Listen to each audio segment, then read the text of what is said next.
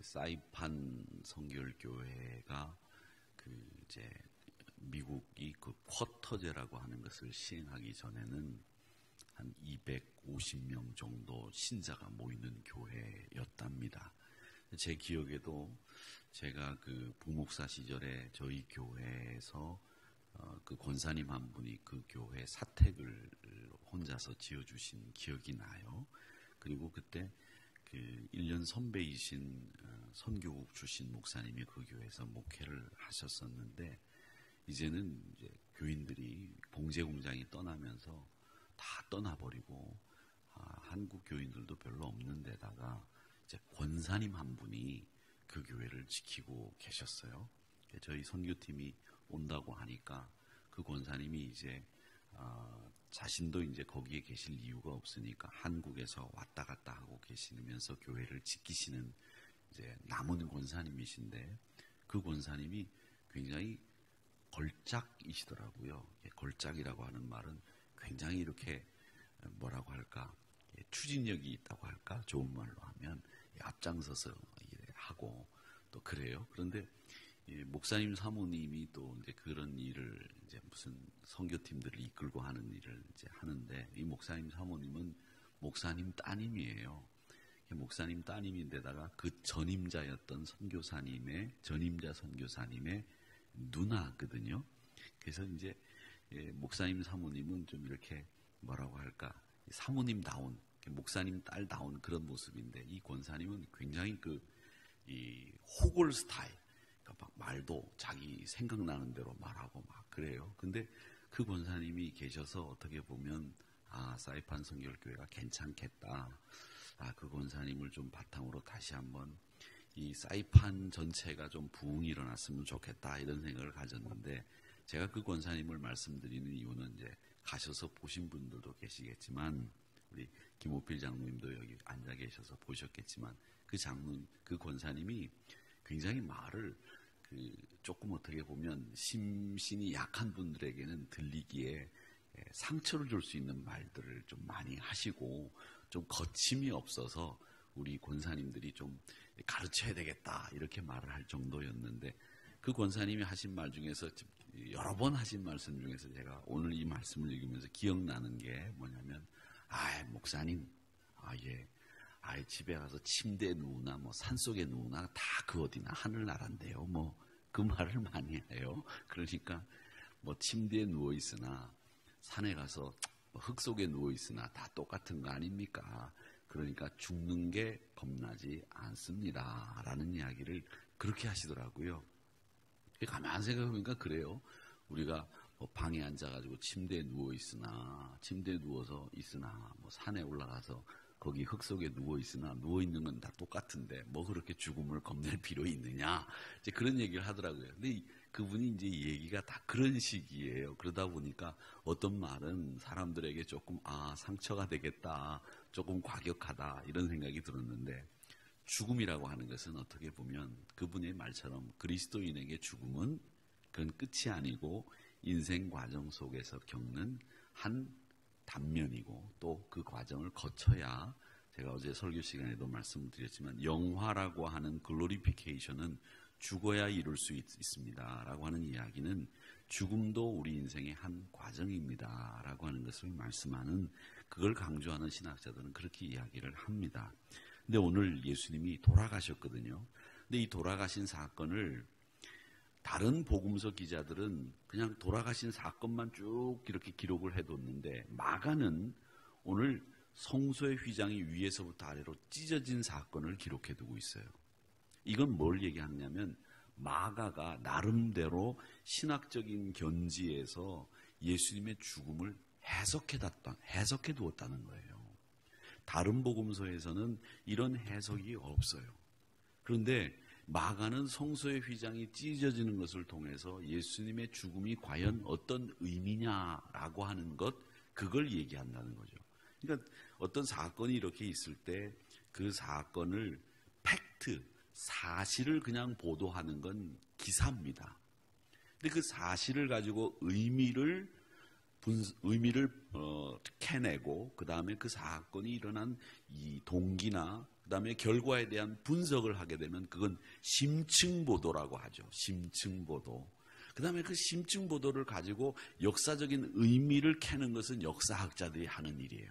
이런 것처럼 사실이 있고 의미를 캐내고 또 그걸 역사적으로 평가하는 이런 일들이 모든 세상사에는 있게 돼 있는데, 마가는, 다른 복음서 기자는 사건만을 보도하는 것으로 끝나는 게 아니라 마가는 그 사건을 한 번 더 해석하는 일을 했다는 거죠. 그게 뭐냐면 바로 성소가 위에서부터 아래로 찢어지는 사건을 설명한 거예요. 이제 이 설명은 저도 어릴 때 목사님들이 설교하는 이야기들을 많이 들으면서 이게 뭐를 뜻하는지, 이 우리와 가로막혔던 담이 헐어지는 사건이라고 하는 이야기를 하신 것을 우리도 배웠습니다만은, 이 성소의 휘장이 위에서부터 아래로 찢어졌다라고 하는 것이 과연 뭘 의미하느냐라고 하는 것에 대해서 마가는 설명을 하고 있어요. 근데 여러분, 예수님이 갈보리 산에서 십자가 지고 돌아가실 때 예루살렘 성전의 휘장이 위에서 찢어졌다고 하는 것은 따로 떨어져 있는 데이기 때문에 마가가 이건 들어서 알 수밖에 없는 일이었을 거예요. 그러니까 이 갈보리 산에서 모여있는 예수님이 십자가에 매달려서 돌아가시는 것을 보던 사람들은 성소의 휘장이 찢어진 사건은 나중에 들었을 거라는 거죠. 그 사람들이 예수님이 돌아가실 때 성소의 휘장이 찢어졌다라는 소리를 그 자리에서 듣지는 않았을 거라는 거죠. 나중에 들었을 건데, 그 사건을 마가는 연결해서 지금 우리에게 그 의미가, 예수님의 죽음의 의미가 뭐냐, 이걸 설명하고 있다라고 하는 겁니다. 자, 그러면 이 성소라고 하는 것은, 이 성소의 휘장이라고 하는 것은 왜 있었느냐 하면, 이 휘장은 지성소와 성소를 구별하게끔 만드는 게 휘장이었어요. 휘장. 그러니까 그 휘장은 뭘 얘기하느냐면, 하나님이 그 휘장 안에 지성소에다 법궤를 두고 그 법궤 안에는 아론의 쌍난 지팡이가 들어있고 율법 2판이 들어있고 그 다음에 만나가 들어있는 이 법궤가 안에 들어있는 겁니다. 자, 그 법궤가 들어있다고 하고 그 성소에 휘장이 있다고 하는 것은 뭘 얘기했냐면, 그게 지성소고 그게 바로 장막, 하나님의 성소 장막 안에 그런 일들이 있었는데, 그게 뭐냐면 하나님의 임재를 뜻하는 상징적인 성물들입니다. 그러니까 임재라고 하는 것을 우리는 신약시대에 와서 그걸 임마누엘이라고 하는 말로 우리가 알고 있고, 주와 동행한다라고 해서 한자 수고로는 여주동행이라고 하는 말을 쓰는데, 그 여주동행과 임마누엘의 가장 상징적인 데가 어디냐 하면 바로 그 지성소, 성소라고 하는 겁니다. 그러니까 휘장은 하나님의 임재를 상징하는 가장 대표적인, 너희들과 구별되어 있는 나의 임재가 여기 있다라고 하는 것을 드러내는 성물이 휘장이라고 하는 겁니다. 근데 그것이 찢어졌다는 거예요. 찢어졌다. 이 찢어졌다라고 하는 말은 뭘 얘기하느냐, 우리가 그걸 생각해 봐야 되겠는데, 그 장막을 구약시대 때는 회막이라고도 불렀어요. 회막은 만날 회자예요. 왜 우리가 볼 때 회자 정리, 이자 정회라고 하는 말을 쓰잖아요. 만난 사람은 꼭 헤어지게 되고 또 헤어졌던 사람은 만나게 된다. 아주 성경적인 얘기라고 저는 생각을 하는데, 이자 정회, 회자 정리라고 하는 말을 할 때 그 회자가 만날 회자예요. 그래서 회막을 영어 성경에서는 뭐라고 번역됐냐면 The Tent of Meeting 이렇게 돼 있어요. 회막이. 그러니까 회막이라고 하는 말은 하나님을 만나는, 미팅하는 텐트다, 이런 뜻이거든요. 그러니까 이 회막이라고 하는 것은 하나님을 만나는 장소인데, 그 안에 있는 휘장이 찢어졌다라고 하는 것은 뭘 얘기하느냐면, 하나님이 그 안에 있는 자신의 모든 것을 다 보여줬다라고 하는 것이 첫 번째 그 의미이고, 또 그 휘장 안으로 들어갈 때 누구만 들어갔냐면 대제사장만 들어갈 수 있어요.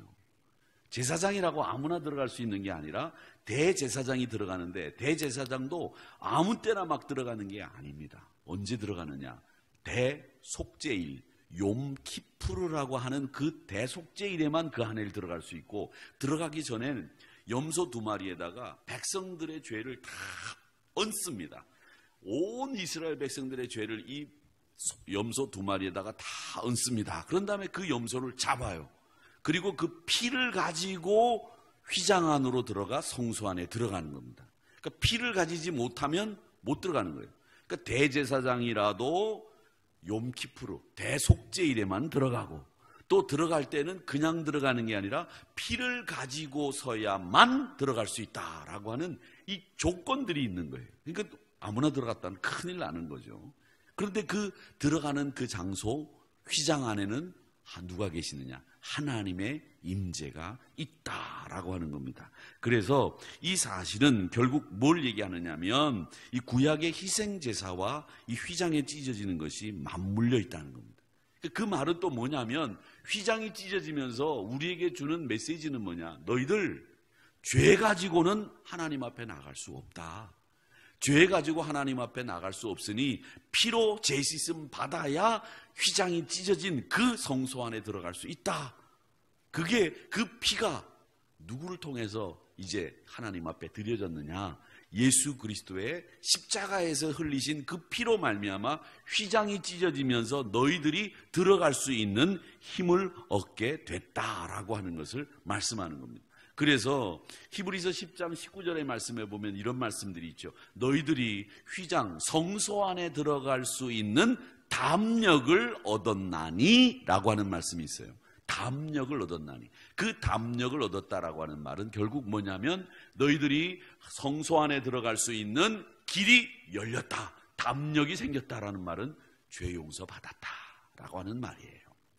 그래서 오늘 이 휘장이 찢어진 사건을 이 마가는 해석을 하면서 그 휘장 이후에 뭐라고 얘기를 하느냐면 백부장의 평가가 나오고, 그러면서 예루살렘에 있었던 사람들이, 여자들이 그 십자가 곁에 있었다라는 이야기를 하면서 이 십자가 사건을 자기 나름대로 해석을 하면서 십자가 사건이 얼마나 중요한지를 마가는 우리에게 이야기하고 있다라고 하는 것을 오늘 말씀을 통해서 배우는 겁니다. 여러분, 이 십자가 사건은 결국 휘장이 찢어지면서 단절되었던 하나님과 우리가 교제할 수 있게 된 거예요. 여러분은 목사를 통해서, 감독을 통해서, 제사장을 통해서 하나님 앞에 나갈 수 있었고 교제할 수 있었는데, 그리스도의 십자가를 통해서 이제는 여러분이 여러분 스스로 하나님과 교제할 수 있게 됐고, 하나님의 은혜를 힘입게 됐고, 하나님과 동행할 수 있게 되었다라고 하는 겁니다. 말하자면 하나님과 교제하는 자유가 여러분 모두에게 주어진 사건이 바로 휘장이 위에서부터 아래로 찢어진 사건을 통해서 일어나게 됐다라고 하는 겁니다. 그러니까 누구나 다 하나님을 만날 수 있는 일이 생겼다라고 하는 겁니다.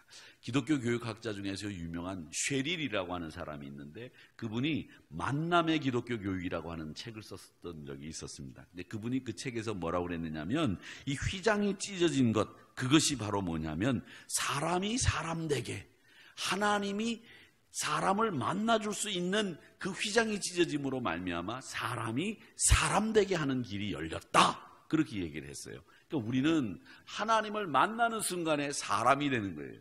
하나님을 만나지 않으면 그분의 얘기에 의하면 사람 될 수 없다 하니까, 아무리 가르쳐도 하나님 안 만난 사람은 사람 아니다, 이거예요. 그러니까 여러분, 우리 휘장이 찢어진 사건은 결국 사람이 사람 될 수 있는 길이 열린 귀한 사건이었다라고 하는 것을 기억하시면서 그 의미를 적기 위해서 애쓴 마가의 마음을 헤아려 보면서 예수 그리스도의 죽음을 통해서 우리가 하나님과 화평하게 된 놀라운 이 기적의 사건을 여러분의 사건으로 만드신 것을 축하드리고, 또 여러분이 구원받은 것을 감사하게 생각하면서 오늘도 예수님과 동행하는 여주 동행의 승리의 날이 되시기를 주님의 이름으로 축원합니다.